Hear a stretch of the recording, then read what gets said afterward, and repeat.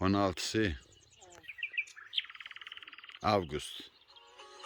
Kəlbəcər rayonu Hacıkəndin Bastıqlar tərəf, Laytaya tərəfdən çəkirəm.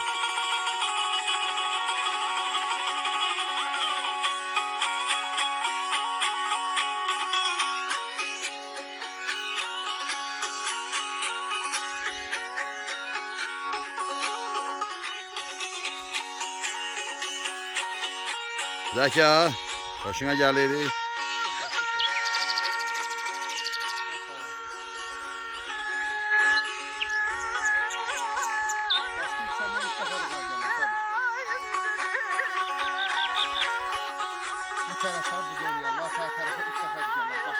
Hagi.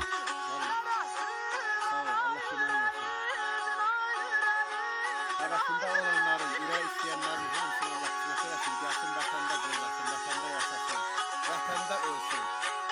Tərif yerdə yox. Oksigen adamı partladır. Ha, buralar çox gözəl. Gülük, çayı.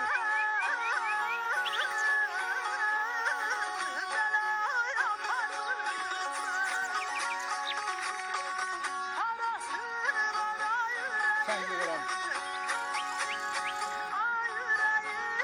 Hamısı dərmandır, prosto bilmirik.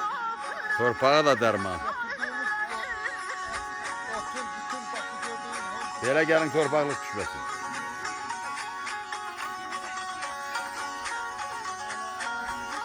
Zöhrə, gəl bu yüzdə görüm.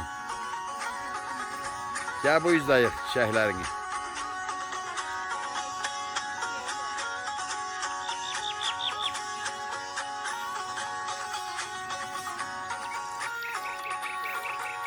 Hacı Məntiqə, Zəka, rəhmətli Əcəf dayının oğlu.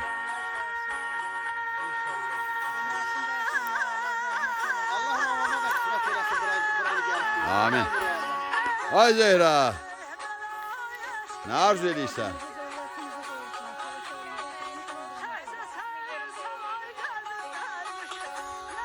Allah şəhidlərimizə rəhmət eləsin, qazilərimizə can sağlığı, ordumuzu qorusun Allah.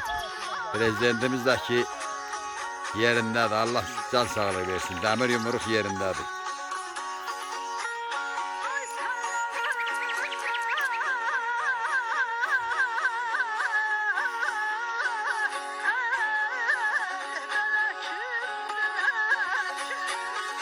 Ağlımda gəlməyən bir möcüzəni yaşamışlar.